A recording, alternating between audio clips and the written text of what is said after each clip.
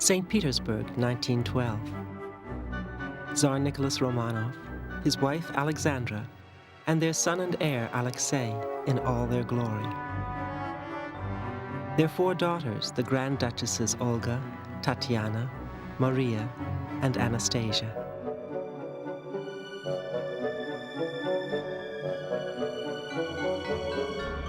The Romanov dynasty had ruled Russia for 300 years. In another 6, it would all be over.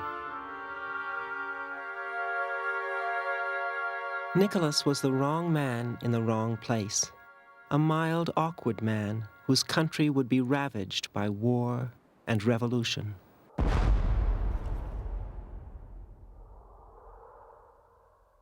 His wife was detested by her subjects, thought to be a spy and a fool under the spell of a depraved madman.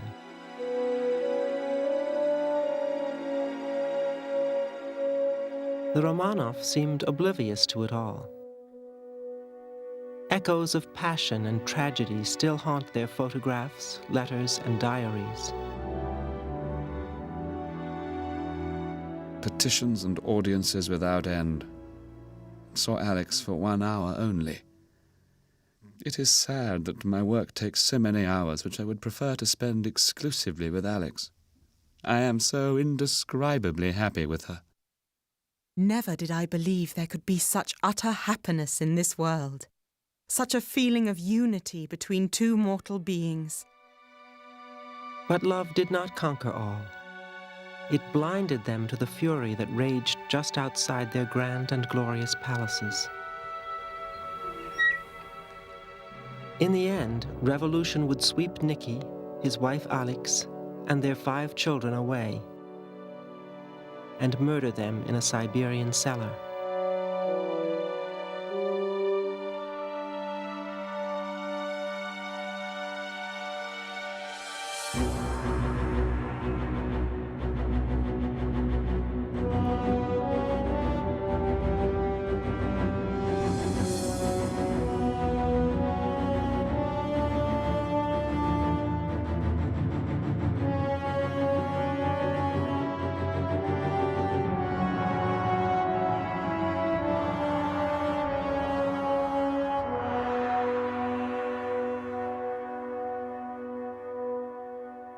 Nicholas's first encounter with assassination came when he was only 12. In March 1881, his grandfather, Tsar Alexander II, was returning to the Winter Palace when something was hurled at his carriage.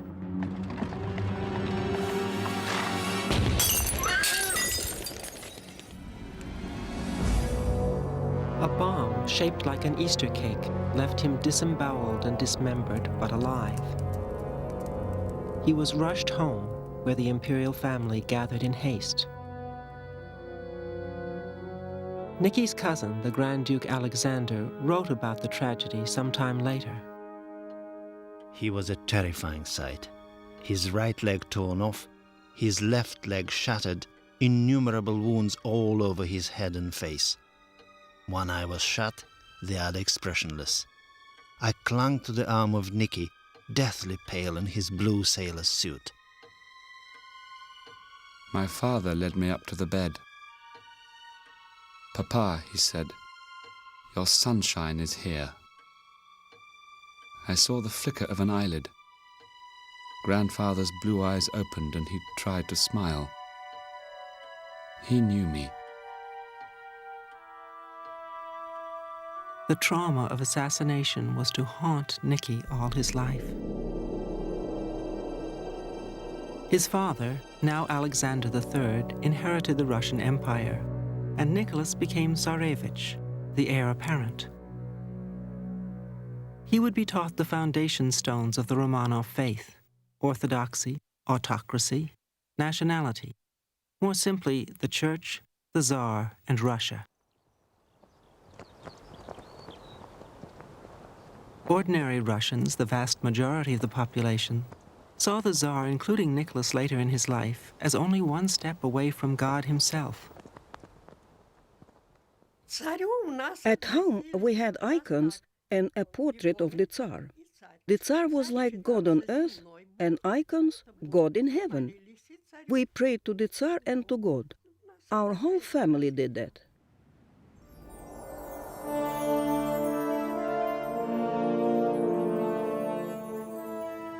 Nicholas believed so firmly in the Romanov edifice of autocracy that he would fail to see that its foundation stones were crumbling.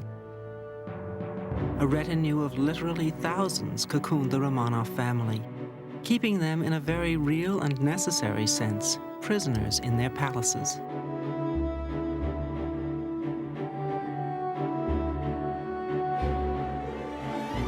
The Romanovs were an illustrious line which had ruled Russia since 1613. Peter the Great had founded the magnificent city of St. Petersburg in 1703 to be a window on the West. Another Romanov, Catherine the Great, had taken the dynasty to new heights of glory which rivaled those of any European clan.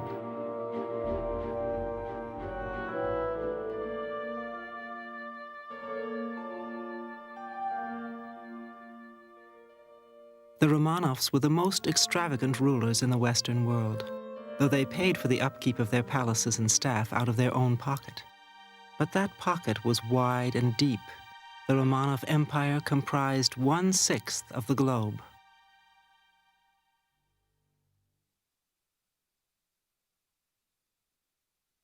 The Russia over which the Romanovs ruled seemed to have changed little over the centuries.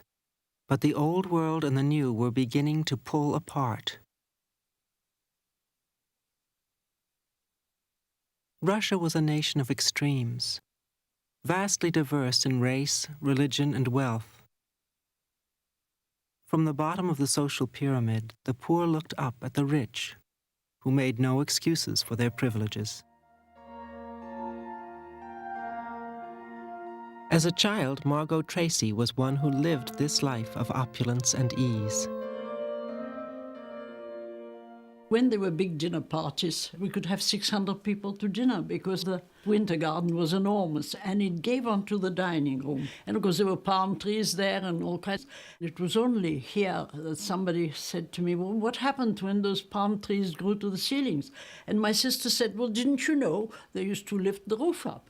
They never cut the palm trees, just let them grow on.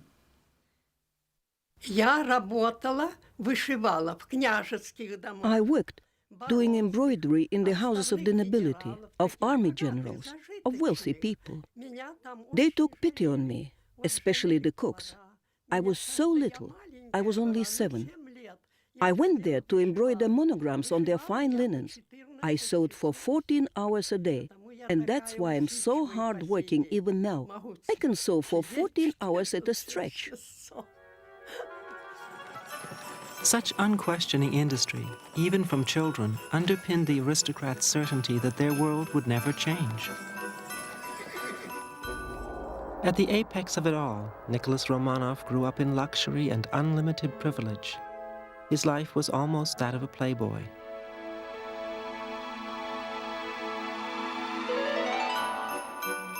During the social season, from New Year to Lent, he attended as many as 20 glamorous events a month. Concerts of new music by Mussorgsky or the ballets of Tchaikovsky.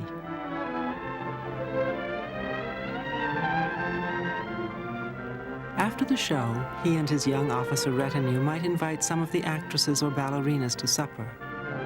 In this way, he met in the spring of 1890 Matilda Kaczynskaya. She was 17 and Nicholas 21. An affair blossomed, but was interrupted that fall when Nicholas's father sent him off on a 9-month world tour. The future Tsar visited Europe, Africa, and Asia, ending his trip in Japan. His close friend, the Prince of Greece, went with him and was called on to defend the unlucky Tsar. My grandmother's brother, Prince George of Greece, accompanied Nicholas, and they were riding together in a sort of a rickshaw arrangement when suddenly a crazed Japanese attacked Nicholas and hit him over the head with a saber. And Uncle George told me about this years later. I took my walking stick and exceedingly demolished this Japanese. But in his diary, Nicholas was gracious and forgiving to his Asian hosts. I do not blame the kind Japanese people. How can I, with so many condolences, so many gifts?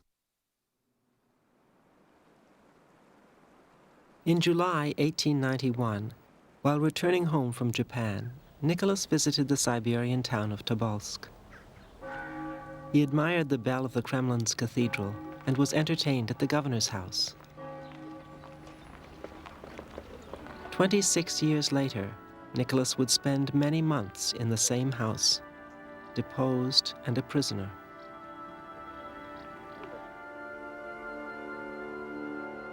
For generations, men like the governor of Tobolsk had oiled the wheels of the Tsarist system. In turn, the Tsars had always supported Russia's elite.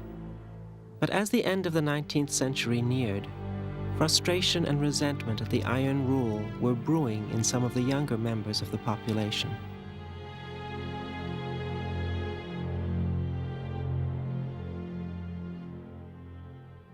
One of these disaffected young men was named Alexander Ulyanov. He was condemned to Schlüsselburg prison outside St. Petersburg for his attempted assassination of Tsar Alexander, Nicholas's father. In 1887, Ulyanov was hanged. He had grown up 2,000 miles away from the capital, in the town of Simbirsk. The high school he attended was fertile ground for budding young revolutionaries. The headmaster's son was Alexander Kerensky, who would play a key role in the still distant revolution. Ultimately, neither Alexander Kerensky nor Alexander Ulyanov were the most famous of Simbirsk High School's revolutionaries. Ulyanov had a younger brother who had impressed the headmaster. Very gifted, always neat and assiduous, Ulyanov received the gold medal as the most deserving pupil. Religion and discipline were the basis of his upbringing. He was taking his final exams just as his big brother was being hanged from the gallows. This young man would become known to Russia and the world as Vladimir Ilyich Lenin.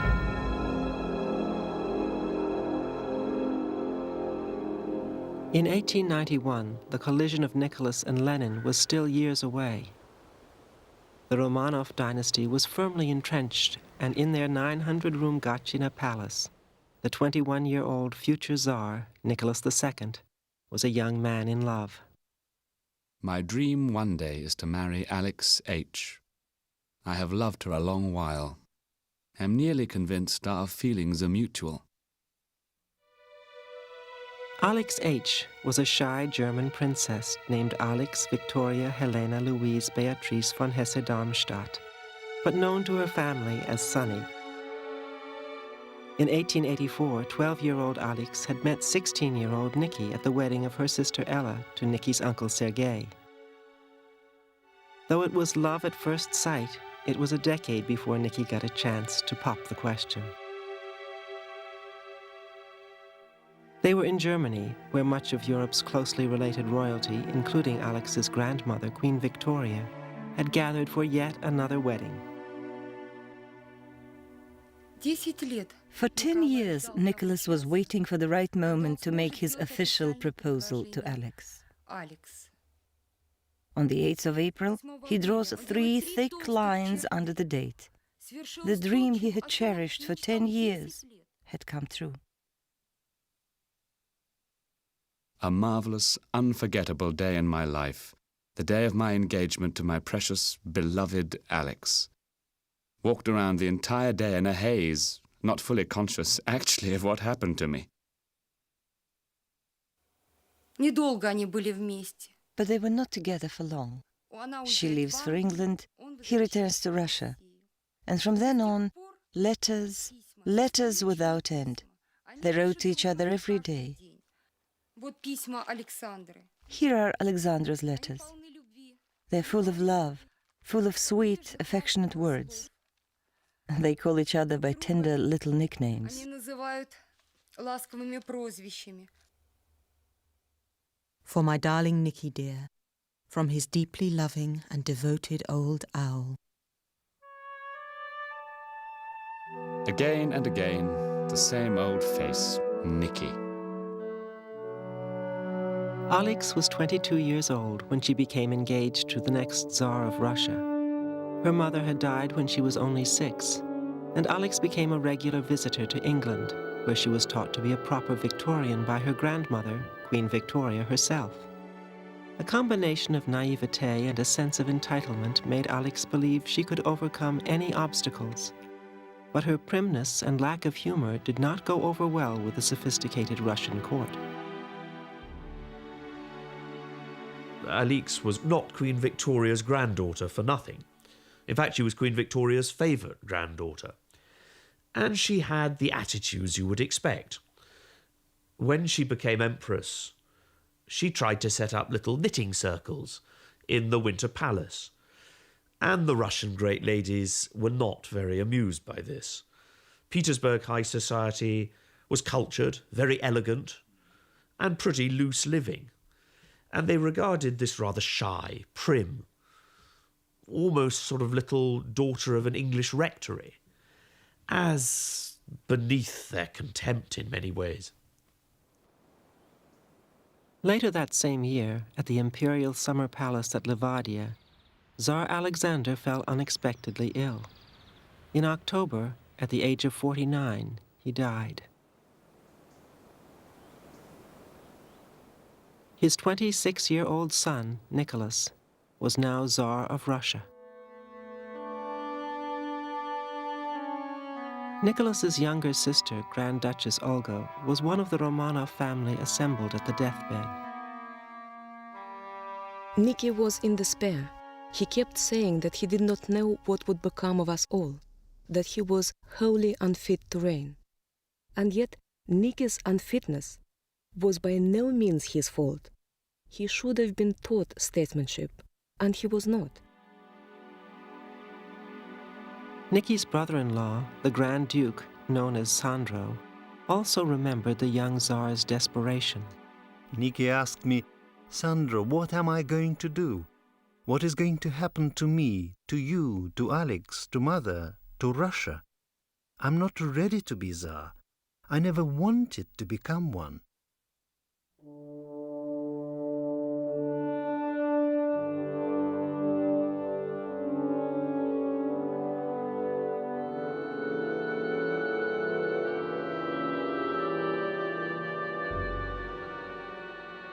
The day after Alexander died, the family gathered to mourn in a small private chapel at Livadia. Today it is open to the public, and one of the few remnants left of Tsarist glory. Still, it is a far cry from the day when Alix arrived here from Germany to be with Nicholas. Her reluctant conversion to Russian Orthodoxy, a prerequisite to becoming Tsarina, was finally arranged. During this tumultuous period, it was Nicholas's one consolation. In our deep sadness, the Lord gives us quiet, luminous joy. At 10, my Alix was consecrated. And so, within 24 hours, Nicholas became Tsar Nicholas II, and Alix became, officially, his intended. A few weeks later, with relatively little ceremony, they were married.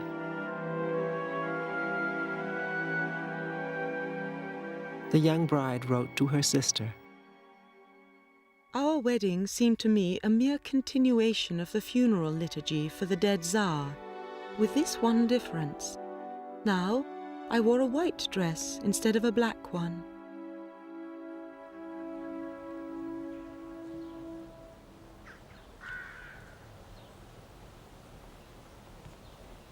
Nicholas and Alexandra chose the Alexander Palace at Tsarskoye Selo, Tsar's village, outside St. Petersburg as their new home. Within 3 months, Alix was pregnant. In the fall of 1895, she gave birth to a girl, Olga. If a daughter was a disappointment for the Tsar and Tsarina, they never expressed it. There was plenty of time for a son and heir. Their immediate preoccupation was the coronation ceremony, over a year in the planning and set for May 1896 in Moscow.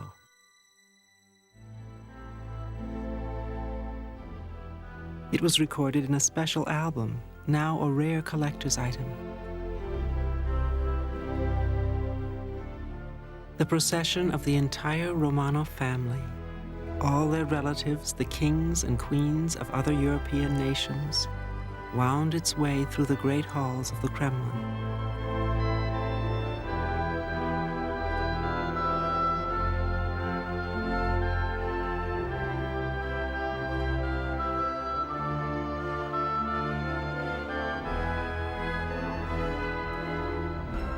As Nicholas and Alexandra descended the red staircase, they were captured on film, the first ever shot of a state occasion 100 years ago.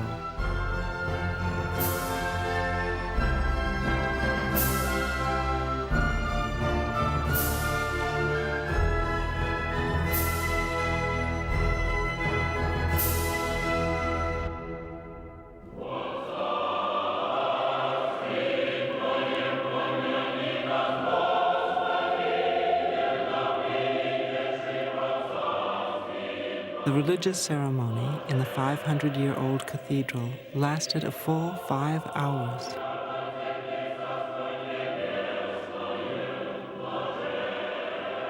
When it was all over, Alexandra would write to her sister, I was not at all tired by the ceremony, more elated by my mystic marriage to Russia. I am now truly Tsarina. At last, wearing the 9-pound imperial crown made for Catherine the Great, Nicholas emerged into the courtyard. Every bell in Moscow's hundreds of churches rang out for the latest and last of the Romanov Czars.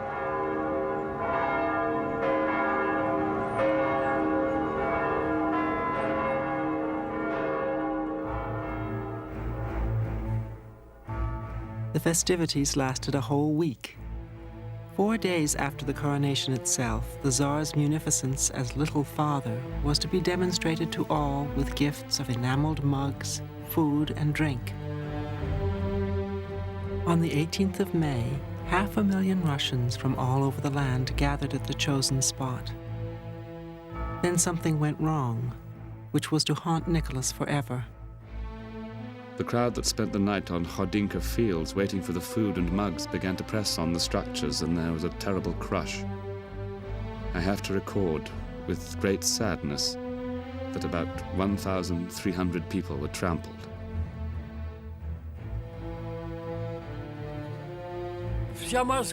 All Moscow was there. Later, I spoke to someone who'd been carried out from there. He was a boy of about 10 years old. He was dragged in and had to climb out, stepping on people's heads, and came out alive. But on the whole, many people perished there. My father was there. He was quite young. He was not in his 20s at that time. And he thought that it was so dreadful that he never could have seen something worse. The screaming, the mismanagement. He was terribly upset. In our family, we kept a little mug, and it was crushed. And when I was a child, I didn't understand why we held on to such a piece of useless junk. But later I realized that it was kept as a relic, that this mug had shared the fate of those thousands of people who were crushed to death there, or crippled for a lifetime.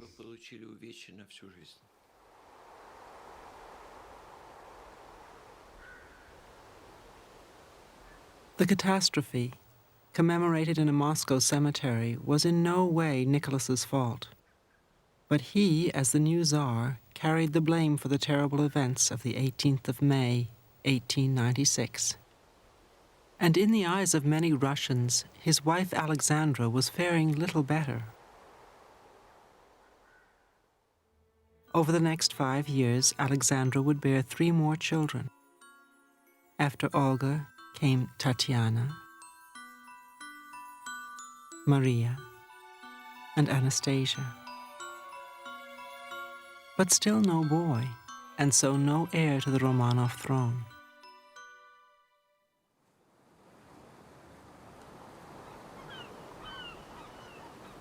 As the new century began, St. Petersburg still appeared peaceful. But radicals like Alexander Kerensky, now a student in the capital, were circling ever closer. It was Easter, and I was returning late at night, or rather in the morning, about 4 a.m. from the traditional midnight celebrations. I was walking home past the Winter Palace. Suddenly, I stopped involuntarily. On an overhanging balcony stood the young emperor, quite alone, deep in thought. A keen presentiment struck me. We should meet sometime. Somehow our paths would cross. Years later, it was Kerensky who had the Romanovs arrested and sent the family into exile.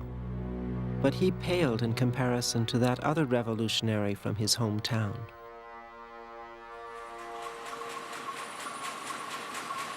By the turn of the century, Lenin had been sent by the Tsarist government into exile, where he continued to publish his magazine, Iskra, the Spark. His fury at the Romanov rule was already in full force. Lenin revealed his attitude to the Tsar's family quite early on. In 1903, the abolition of capital punishment was discussed at the Second Congress. And there was a voice from the audience. You mean that this relates to the Tsar too? We won't shoot him? Lenin was also present there, and together they passed a decision that it couldn't be like this. The Tsar must be shot. So from the very beginning, the Bolsheviks had this idea that the Tsar must be shot. But the final days of the Romanov family were still years away.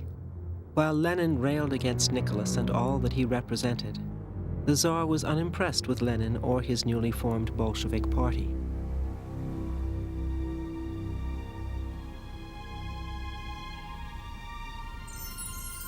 In January of 1903, the Russian aristocracy held yet another opulent ball in the Hermitage Theatre of the Winter Palace. It was the kind of excess which infuriated the radicals. But Nicky's sisters, Olga and Xenia, found the occasion unforgettable.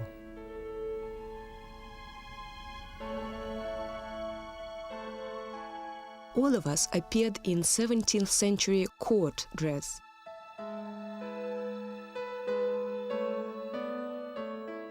Nicky wore the costume of Alexei, the second Romanov Tsar, all raspberry, gold and silver.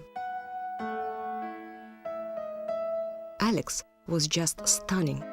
She wore a sarafan of gold brocade, and her earrings were so heavy that she could not bend her head.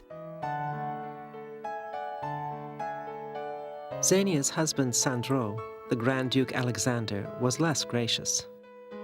For at least one night, Nicky wanted to be back in the glorious past of our family, but he was obviously not sufficiently tall to do justice to his magnificent garb.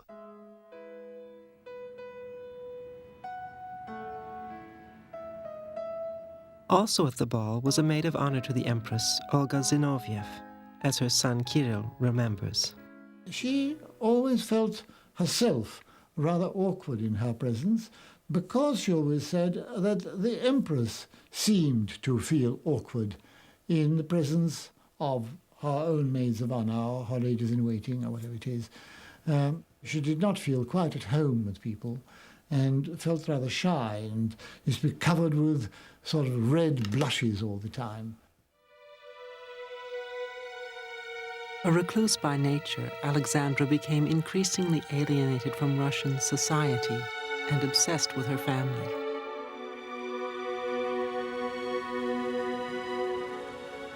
At last, at Peterhof Palace, outside St. Petersburg, the Empress gave the Tsar what he most wanted. It was 4 years into the new century, and almost 10 since Nicholas and Alexandra were married.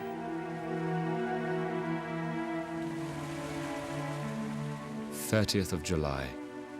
For us, an unforgettable day on which God's goodness was so clearly visited upon us. At 1:15 this afternoon, Alix gave birth to a son, whom in prayer we named Alexei.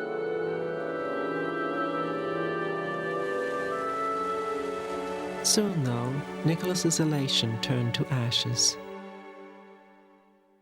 8th of September. Alix and I have been much worried. A hemorrhage began this morning without the slightest cause from the navel of our small Alexei. It was hemophilia, inherited from the baby's great-grandmother, Queen Victoria, and carried by Alexandra. In those days, sufferers seldom reached adulthood.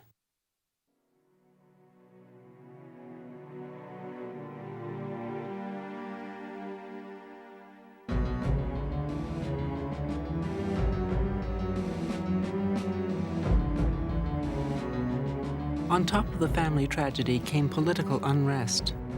On what became known as Bloody Sunday, the 9th of January, 1905, a march of loyal but disgruntled workers set out for the Winter Palace to hand a petition to the Tsar. Such a demonstration was unprecedented in the Russia of the Romanovs. My mother was curious, and she and my father went there, but not with a demonstration. They were in the gardens nearby, and boys there were climbing trees to get a better view, to watch the demonstration.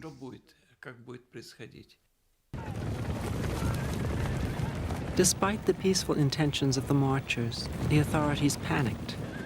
To back up the Cossacks with their whips, they called out the infantry with their rifles.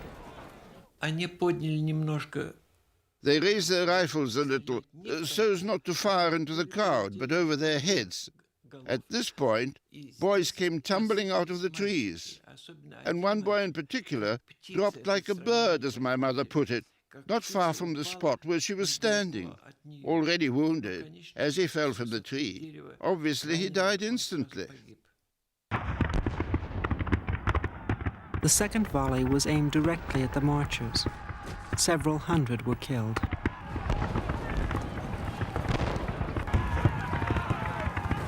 The radical press grabbed the opportunity to blacken the Tsar's name.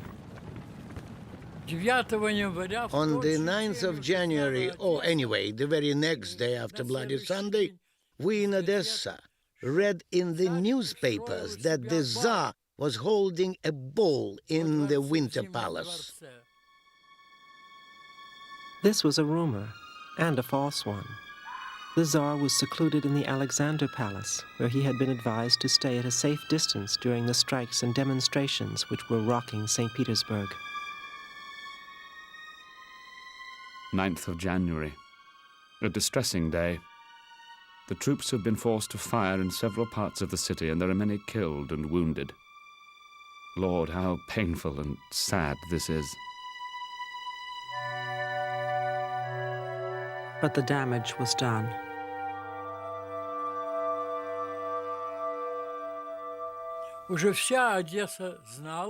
The whole of Odessa already knew what had happened on Palace Square and called the Tsar Bloody Nikolashka. And I too began to hate the Tsar. Nicholas was not the only Romanov in the sights of the revolutionaries.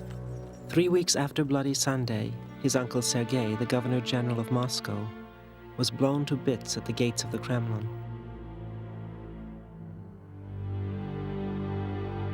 Sergei and Ella had spent much time with the Romanovs. In fact, it was at their wedding that Nicky and Alix had met.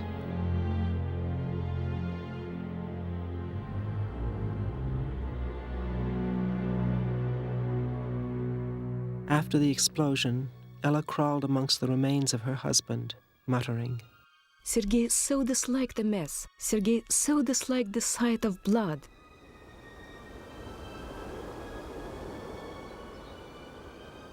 In her grief, Ella retreated from the world, building a convent and becoming its abbess. She would remain cloistered until 1918, when she was arrested by revolutionaries and thrown alive down a mine shaft in Siberia, where she sang hymns for many hours until she died.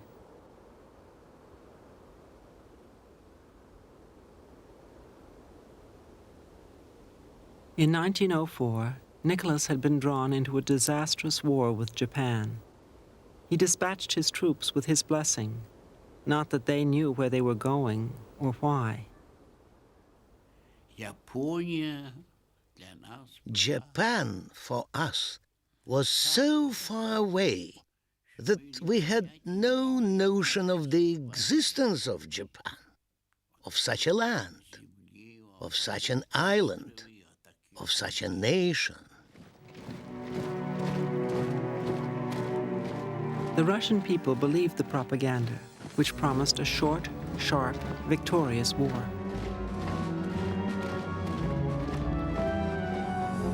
But the Japanese people believed their propaganda, which promised the same and proved to be right.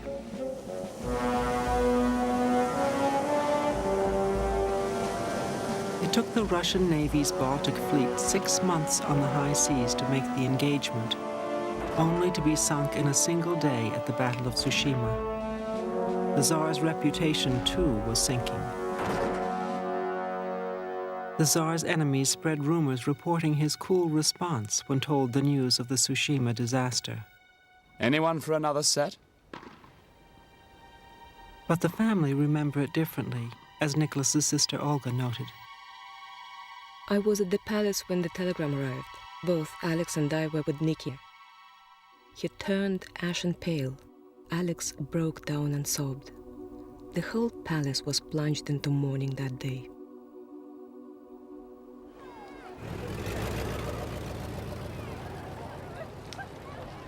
In Portsmouth, New Hampshire, in the summer of 1905, President Theodore Roosevelt hosted peace talks between Russia and Japan. The warring nations were financially exhausted by the conflict and desperate to find peace. In the end, the U.S. brokered a face-saving deal, with each giving the other territory.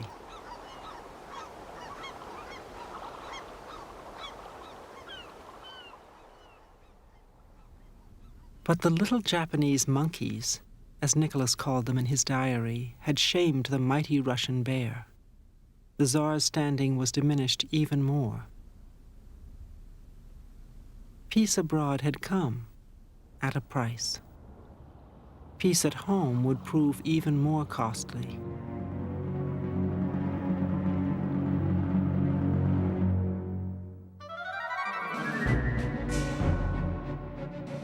In St. Petersburg, factories were closing every day. By October, there was a general strike. The attempted revolution of 1905 was underway, though it would not succeed.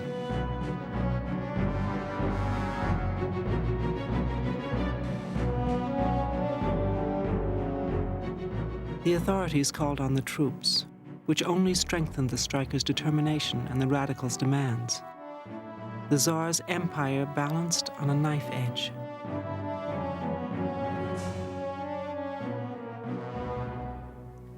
The emperor was really faced with an alternative, either to try and smash the opposition by the use of massive military force, or to make concessions to try and win back the moderates. He decided to try and win back the moderates because he felt that even if he did smash the opposition now, by using the army, it would be no permanent solution. A turning point came when the Tsar's own uncle, the army boss Grand Duke Nikolai, came out in support of a change from the Tsarist system to a constitutional monarchy.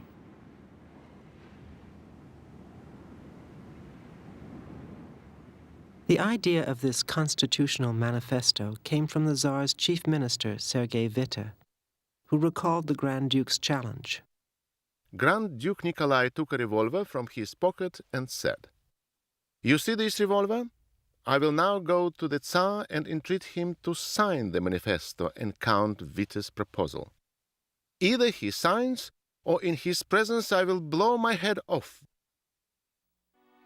Nicholas believed that granting a constitution was an abomination and would destroy the Russian Empire. But he had no alternative. Nicholas bowed to fate. It was here in the grand ballroom at Peterhof Palace that Nicholas signed away his sacred inheritance. He would still be Tsar, but no longer the absolute autocrat. 17th of October. Invoking God's help, I signed. My only consolation is that such is the will of God, and that this grave decision will lead my dear Russia out of the intolerable chaos she has been in for nearly a year.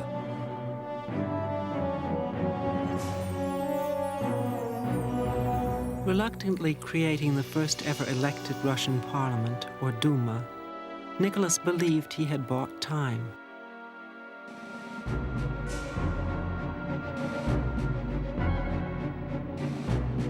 But the taste of freedom promised by the Constitution only intensified the appetite of the radicals.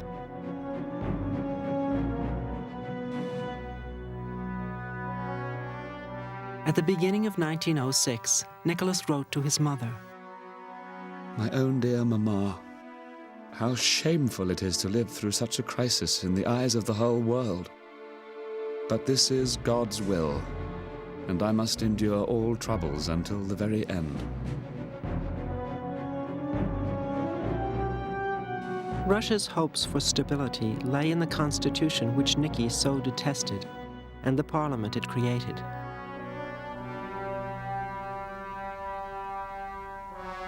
In April 1906, the Tsar and Tsarina came to the Winter Palace for the ceremonial opening of the First Duma.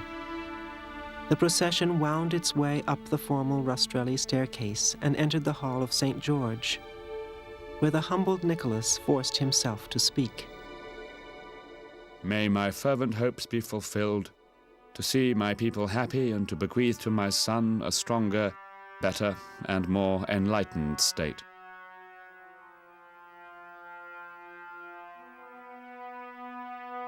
Until now, there had been no legal political parties in Russia. The Duma, with its elected representatives from a spectrum of new parties, marked an irreversible step in Russian political life. Governor of St. Petersburg at the time was Alexander Zinoviev. To my grandfather, of course, it did represent, if not a revolution, but at least a very radical change. The change from an autocracy to a constitutional or more or less constitutional regime. There was no way back into absolute autocracy. It was Russia's tomorrow, in a way. The alliance between Nicholas and the Duma was uneasy at best. Whenever he felt the demands of the deputies went too far, he dissolved the Duma, only to reconvene a new, more obedient one. Hiding behind the smokescreen of the Duma and the Constitution, Nicholas and his ministers now set about stamping out radical political opposition. His new prime minister, Peter Stolypin, hanged hundreds of terrorists within weeks of his appointment. But Stolypin's necktie, as the noose became known, still claimed fewer victims than the revolutionaries' bombs. Stolypin's own house was targeted in 1906, but he escaped serious injury. 5 years later, accompanying Nicholas and his family on an official visit to Kiev, Stolypin was caught on camera on the day of his death. That night at the opera, Stolypin was fatally shot before the eyes of the Tsar and his family. Stolypin slowly turned his face towards me and with his left hand made the sign of the cross in the air. His right hand and uniform were blood-stained. Olga and Tatiana saw what happened. Tatiana was very upset and wept bitterly.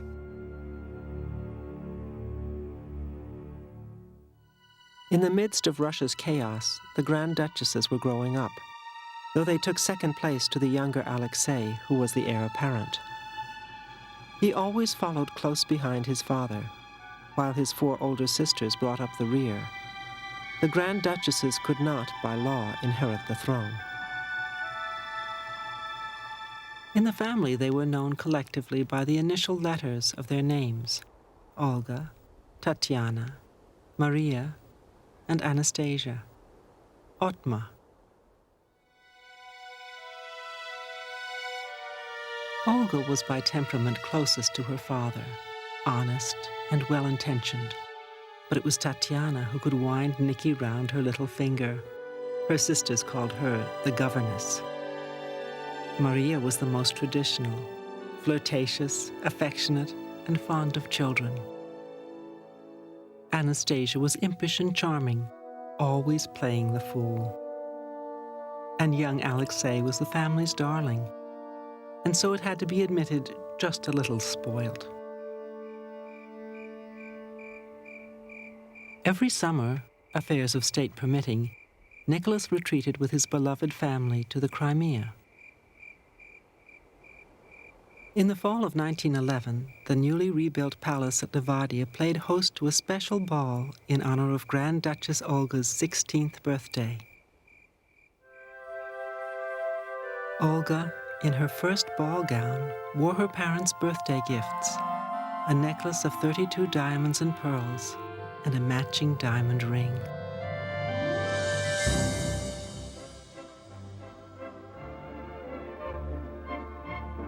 All the grand families of Russia with sumptuous villas in the Crimea were invited. The nightmares and tears were swept away for the time being.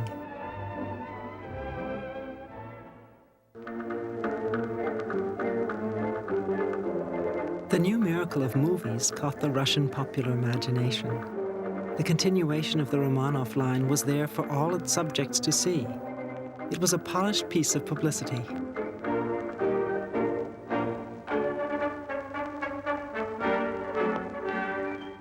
In August 1912, the imperial regime seemed to have recovered its former glory as Russia rejoiced in the centennial celebrations of the victory over Napoleon.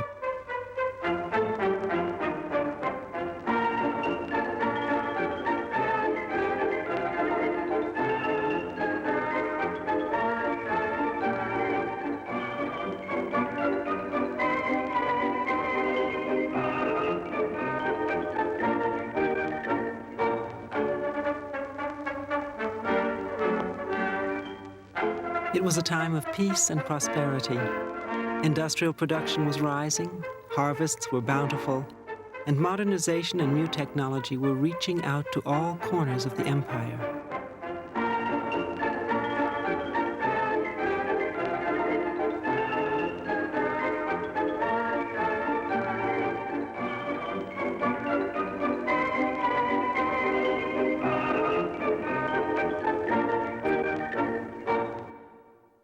But there was no scientific breakthrough in the one area that mattered most to the Tsar and Tsarina: medicine. Alexei's hemophilia shadowed their every thought and action. And that summer of 1912 was to be the last time Alexei was still a normal, playful little boy. Soon, the debilitating nature of the heir's illness could no longer be kept secret. The dynasty had a fatal flaw. For Nicholas and Alexandra, it seemed ever more apparent that Alexei's survival and the very salvation of Romanov rule lay in the hands of one man, Rasputin. The cure was to prove as deadly as the disease.